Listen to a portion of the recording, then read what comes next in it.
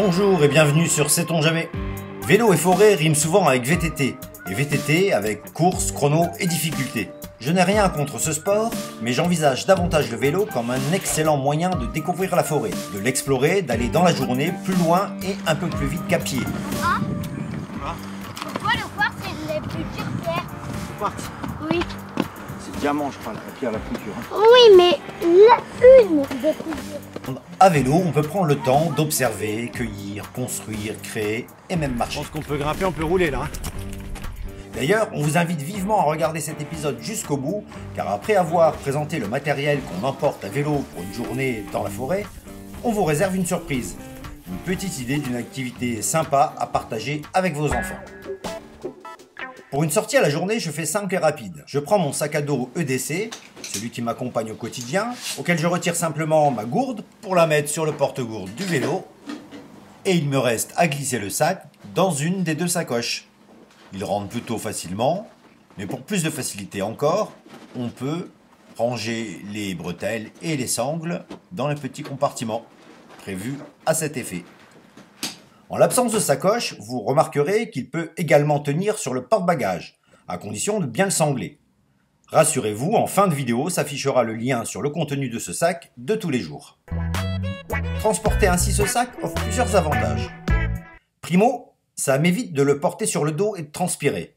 Autant en ville j'aime qu'il me protège la colonne d'une glissade contre un trottoir, autant je préfère m'en passer en forêt. Me sentir plus libre de mes mouvements, surtout qu'on roule tranquillement et encore plus quand c'est escarpé.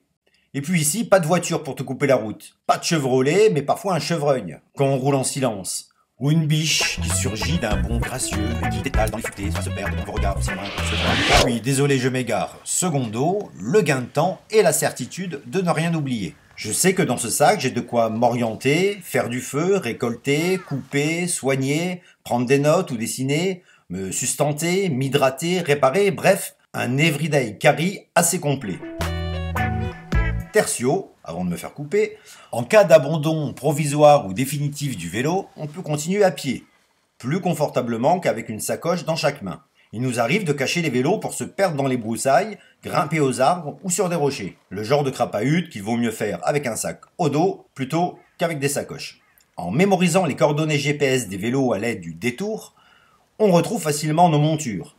Je pense donc à le glisser dans la pochette fixée à la potence du guidon. Pochette qui accueille aussi mon téléphone et une petite caméra. Et pochette que je peux également fixer sur le sac à dos. Sait-on jamais. Dans la seconde sacoche, au fond de laquelle il y a déjà une petite trousse de réparation vélo, je mets tout le matériel qui nous est utile en forêt et qui peut varier en fonction du thème de la sortie. Si par exemple on décide de grimper dans les arbres, je prends le matériel d'escabalade, présenté dans la vidéo du même nom. Mais aujourd'hui, on a une autre idée pour laquelle on va avoir besoin de deux scies pliantes, la Bahco, la Plandeur et cette Silky encore plus efficace. Chacun son couteau fixe pour bâtonner, le Theravage à Akari Punko pour moi et ce petit Mora pour mon fils. Deux couvertures de survie épaisses, une pour le sol, une pour le toit. En cas de grosse et soudaine averse, je trouve que c'est plus facile et donc plus rapide à installer que le tarp 3x3. C'est également plus polyvalent car contrairement au tarp, elles ont l'avantage de réguler la température corporelle. Qui dit sortie à la journée dit repas. Donc de quoi cuisiner, une popote, celle-ci est en titane, à l'intérieur des féculents à cuire, 3 petits récipients d'algène pour l'huile, un mélange de sel, poivre et du sucre. La poêle sert d'assiette pour mon fils et moi je mange dans la popote, grâce à ces sporks. Ça serait quand même bien un nom français pour dire cuillère fourchette. Ouais, comme cuichette. Ouais, la cuichette.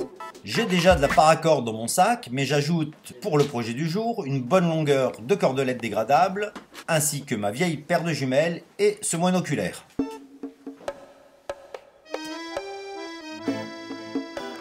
Aujourd'hui, on a décidé de construire une petite plateforme pour prendre un peu de hauteur, avoir un autre point de vue sur la forêt. En cette fin d'hiver, l'absence de feuilles offre une vue plus dégagée. Et pas. Tu penses qu'on va voir des animaux aujourd'hui? Loin des chemins, aux abords d'une éclaircie forestière, on choisit un petit bouquet de troncs vivants sous le vent dominant. Ouais, il est un peu tordu. Pas grave. Fais en trouver des plus droits. Celui-ci, il est pas mal.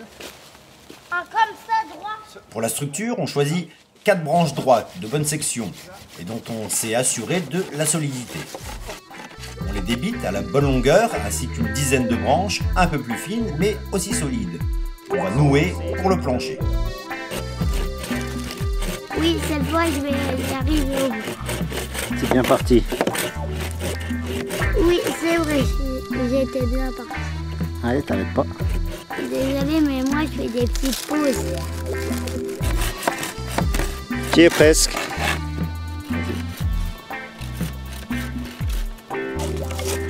Et c'est une... Pas de précipitation à la fin, non. Allez, allez. Ce n'est pas une... Ta main elle est trop près. J'ai perdu, j'ai paré. Tu l'auras fait toute seule, hein. Cette branche là. Allez. C'était de la grosse, hein. Ouais. Wow. C'était de la grosse. C'était de la grosse, hein. Ouais, elle va aller où celle-là? Vas-y. Montre-nous. Ah, mais par contre, Qu'est-ce qu'il y a? regarde. Faut les brancher. Ouais, hein. Non, pas avec la scie, avec le couteau. Et, bah, donne mon coude. Tiens. Mais t'as vu? C'était du gros en plus. Tu toujours ta main au-dessus. Ta main là, au-dessus. J'insiste pour qu'il tienne la branche bien au-dessus de ces petites branches à couper à la volée. Mais un bref moment d'inattention et c'est la coupure. Aïe aïe. Coupure. La trousse de premier soin est dans le sac. Un peu de désinfectant et un petit pansement et on va pouvoir s'attaquer au breulage. Voilà. Donc maintenant tu fais attention au couteau. C'est-à-dire au nouage solide des branches qui vont devoir supporter environ 90 kg à nous deux. Un nœud de cabestan autour de la branche et on passe autour du tronc ou de l'autre branche. De cette façon, en carré, en veillant à toujours garder la tension et à ne pas croiser la ficelle. Il revient là Voilà. et il revient en dessous. D'accord? Allez, on fait un troisième tour, non? Regarde. On fait 3 ou 4 tours et on finit par le nœud de force qui vient augmenter la tension du breulage. Une clé et un nœud plat avec le bout de cabestan et le tour est joué, ou plutôt le nœud est serré. Une fois la structure porteuse solidement arrimée au tronc, il nous reste à faire le plancher de la plateforme. Il y a encore un peu de place. Tu la mets comment alors? C'est un puzzle ou plutôt un jeu de construction mais avec des pièces d'1 mètre, souvent un peu tordues. Avant de les ficeler, il peut faire des essais, les retourner, les intervertir. C'est impec ça, non? Des 3 fagots de ficelle, il ne reste plus grand chose. Alors on noue juste de façon à maintenir le plancher en place. Les nœuds qui supportent le poids sont ceux qui maintiennent la structure. Mais il en faut une plus grande, vous êtes d'accord? Et moi je vais tenir dessus. Quoi? Je vais tenir moi, tu vois. Oui, bien sûr.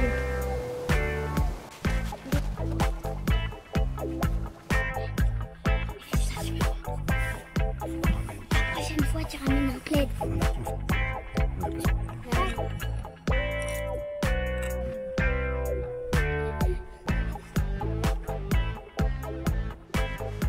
Comme on risque d'y passer un long moment, le temps que la faune locale oublie notre présence, on va améliorer un peu le confort. On fixe une rambarde pour sécuriser et pour pouvoir s'adosser. Il reste maintenant à camoufler notre perchoir. On pourrait couper à nouveau des branches, mais ça va être long, fastidieux et surtout ça va faire du bruit. Alors on sort notre botte secrète, le vieux drap qu'on a préalablement peint en camouflage, à la façon de Louis Guingaud. À la brosse avec de vieux fonds de peinture textile. Et un morceau rapiécé sur le drap. Ah ouais? Comme sur la veste, la veste léopard. Bah oui, c'est cool, hein. Ouais. Vas-y, continue. On a un peu copié Louis Guingaud finalement. Est-ce que t'as fait exprès? Ah bah non, non. Viens, je vais vous montrer. Regardez. Elle est là. Ah, Comme sur la veste mais léopard. elle s'ouvre pas. Bah non. Ça serait un peu fou, hein. Ouais. Allez, on finit le bleu. Ouais. Bon, c'est pas vraiment un camouflage très conventionnel, mais on a tenté de s'adapter à l'endroit, à la saison et au beau ciel bleu de cette fin de février. Le résultat est un peu pâleau, la peinture trop diluée, mais ça cachera nos mains, nos visages et nos mouvements. On découpe les lucarnes sur place, pour moins de prise au vent et surtout pour nous permettre d'observer. Notre œuvre accrochée sur son drôle de chevalet et nos vélos camouflés, on peut se mettre à l'affût. Rien de tel qu'un petit dessin pour patienter. à condition qu'il y en ait toujours un des deux qui guette. Du coup, pas besoin de doublons. Le carnet, le porte-mine et le stylo qui sont toujours dans mon sac suffisent. On reste 2 petites heures perchées en silence à se relayer. Ce sont des instants suspendus, au propre comme au figuré. Un peu la même ambiance qu'en bivouac, quand il fait nuit autour du feu. À part des apparitions fruits de son imagination, on n'a pas la chance de surprendre un animal. Mais il n'est même pas déçu, car l'aventure, c'était de venir jusqu'ici à vélo, de construire le perchoir, de le camoufler et d'attendre en silence.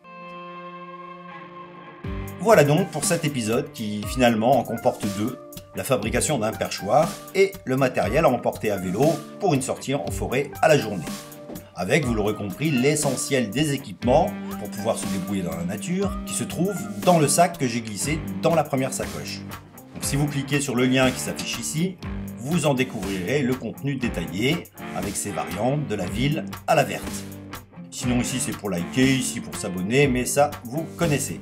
Alors on vous dit salut et à bientôt sur C'est ton jamais.